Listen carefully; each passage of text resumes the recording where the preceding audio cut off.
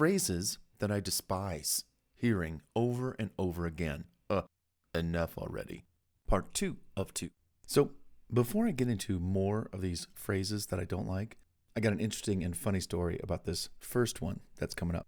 And it's about the word hack. Hack for this, or I got the hack for that, And I had these guests over for dinner just tonight, actually. This is totally impromptu. And they were commenting about my world famous pizza. Bart, you've got a hack for that pizza. You've got an ingredient hack or this or that. And I'm like, hey, don't use that word. I don't like that word hack. Oh, I'm sorry. And we were all joking about it in jest, I have a sense of humor. And even though I'm serious about some of these words, we still laughed about it. And I told them why. I don't like that word hack. It's just overused. It's just everybody's using it. And she says, yeah, you're right. So I went and I got the book, Lethal Confidence. I'm holding a proof copy in my hand. And I showed it to her. I read her this section on hack. And she was like, oh, that is so true. You're right. I'm sorry. And of course, we're laughing and joking at the same time. So of course, the rest of the night, every other word out of our mouth was hack. Hack this, So yeah, let's get into it. Phrases and words, terms that I despise hearing over and over again. And the first runner-up in this part 2 of 2, hack or hacks. The word hack is derived from the British term hackneyed, meaning overused and thus cheapened or trite. Gee. So here we go. Another overused word to make someone selling BS to you with no integrity at all try to convince you with the use of one word, hack, that they've got the secret sauce to something you need to know. I learned how to hack the brain to get you to be thinking better, smarter, faster. Or get your free NLP mind hacks. No, stop it. Again, that word hack is such an overused linguistic chameleon, if I ever heard one. Everyone should stop using it in their titles, headlines, and in their sales copy now. You'll never catch me using it. Hack. What a joke. Another term or phrase I don't like is reframe your inner voice. Now, I get it. Some people do suffer from negative self-talk. Still, if you just get busy on what it is you're supposed to be doing, working your plan towards achieving your goal, so you can live out your fantasy, dreams, whatever, then who has time to listen to, worry about, or give any stage time to that inner voice that's doing you absolutely no good? Of course, tell it to shut up. But at the same time, go spend some time building your plan, getting it accumulated, understanding the steps you have to take to achieve whatever it is that you're going to work on, and then get busy. And when you get busy, you're focused on, they say you can only have like one thought at a time going on in your mind. Okay, well, the one thought I have is I got to get busy. I got to get to work. I got things to do. I got to get this done, this done, this done. And then when that's done, I got this to do and this to do. I don't even have time for that inner voice to start nagging me down. Oh, you're no good. You know what? Hey, get out of town. Take a hike, buddy. That inner voice that's, I don't think you can do it. Yeah, you know what? I don't think you can do it. So why don't you bugger off? You got to get tough with that inner voice. Priming. Now, what is priming? Well, priming or the priming effect occurs when an individual's exposure to a certain stimulus influences his or her response to a subsequent stimulus. What? You lost me. Without any awareness of the connection. What? These stimuli are often related to words or images that people see during their day-to-day lives. Okay. I have work to do and a plan to follow, so I reach my expected accomplishments soon so I can party, celebrate, and have a good time, and then take myself to the next level once those goals are met. Yeah, I gotta go, Mr. Priming. Yeah, okay. Whew, glad I'm out of there. So you see what I'm saying? I'm a very no-nonsense guy. I'm a very drum-it-down, bottom-line, common denominator, brass tacks, black and white. Give me the common sense action. I don't need to fluff things up with these crazy words. Oh, here's one for you. I hate this one. Personal power. Yeah, personal power. Personal power. I cringe every time I hear that. Even at the fact that those words are even included in my book, Personal Power. Oh, I don't even want to utter them. But we've all heard that phrase before. Again, overrated, overused. I've moved on, and fast, to more beneficial pastures of knowledge, experience, faith, hard work, and my accomplishments, all without ever thinking about my personal power. No one who utters that phrase is going to get my time or a dime. Personal power.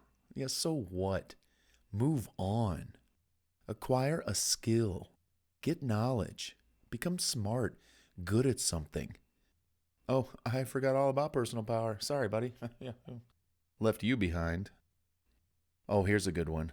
I found this in an article about confidence. I could not believe my eyes. The author of the article recommended you to say to yourself, I like myself. I like myself. I really like myself. What, am I in the first grade or something? I'm too busy working on serious plans and going after what I want and loving it to repeat that stupid phrase to myself when in reality, I already love the crap out of myself. There, I said it. I love the crap out of myself. I had to laugh. I like myself. I like myself. Boy, there's a third grader writing tips on confidence. Yo. Another one. Another phrase I just despise. Get out of your own way.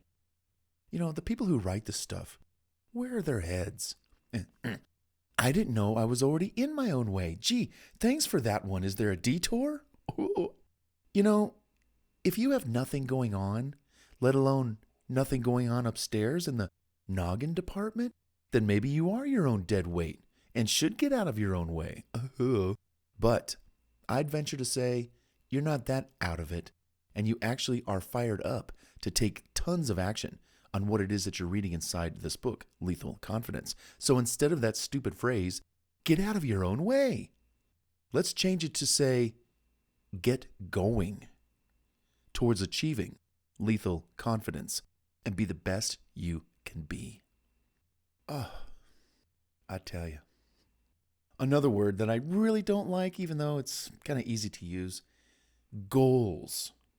Now, goals. Why do I not like goals? Well, it's not that I don't like the word goal. It's just too simple, and you can keep kicking that goal down the road like a tin can and never get it done. So instead of goals, I prefer to set what I call expected accomplishments that I expect to accomplish. Even if, yes, I have to extend out my accomplishment completion date or dates. You know, that is, I'll get it done when it gets done. For example, I've written books that take a weekend, a week, a month, a year, 10 years. Books come out like babies, you know, when they want to. But still, no goals for me. Instead, I want and have everything lined up as expected accomplishments. And so should you. Acknowledge your fears. I'm so afraid. Acknowledge your fears. Okay, do that, but then get back to work. Working hard, fast, and diligently on your plan and your expected accomplishments, and that alone will increase your confidence faster than dwelling on your fears.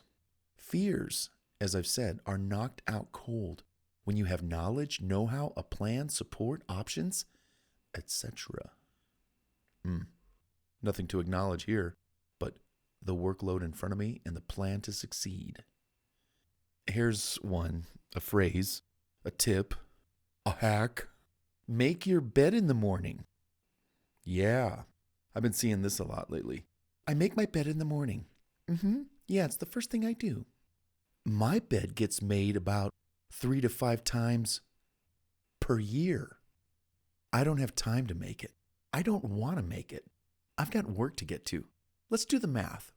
And make your bed every day for a year. That equates to roughly 12 hours of wasted time doing something that will not help you get your work done. 12 hours a year you spend making your bed 365 days of the year. Okay?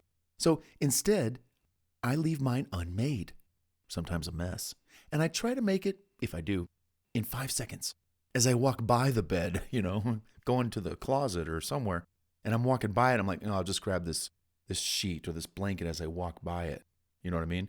Or when I change the sheets. So yeah, I'll make the bed kinda when I change the sheets weekly, but then still, I'll leave the sheets 1/3 open so I can jump right back into bed fast.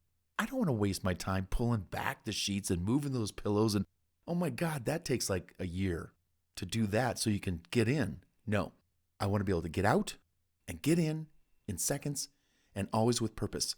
I get out to rock, or I get in to sleep, or some other things.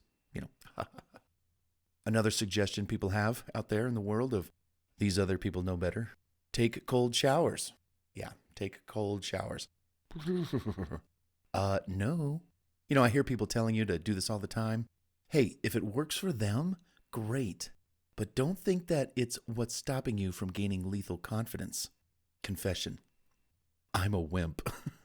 And I sincerely enjoy my comfort when showering, and that means with warm and hot water. Thank you very much. I think in all my life I've gotten a ton done without ever taking one cold shower. That is, unless the heaters broke down and we had no hot water. That's different. That said, skip the cold shower, enjoy a nice warm shower, and then get back to work. Here's one for you. And I see a lot of people talk about this, and again, if it works for you, great. You know what I mean? But I've just never found myself to fall into meditation, meditating, meditate. If you like to or need to relax, ponder your thoughts, and disengage from society, hey, there's nothing wrong with that. For me, I'm just a little too wound up with tons to do that I don't really have time to sit there, give the finger, and With my plans laid out for me and knowing what to do and not having enough time in the day to actually get her done, I don't have time for meditation. Besides, the kind of meditation I do prefer is just getting a good night's rest. So there you have it. I'll meditate when I'm sleeping. I love multitasking in that way anyway. And finally, you got this. Got what? You got this. How much do I owe you for that vote of encouragement? That was so profound. You got this. Oh, gee, I just got goosebumps. How do you know what I got?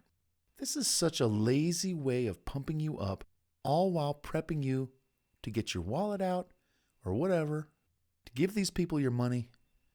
Sorry. What's that phrase that rhymes with iya, starts with a C? Oh yeah, see ya.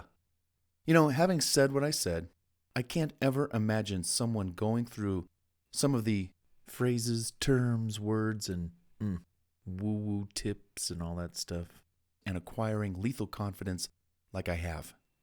Bottom line, I'm too busy working on my plans, projects, and what needs to get done so I can reach my goals or, expected accomplishments.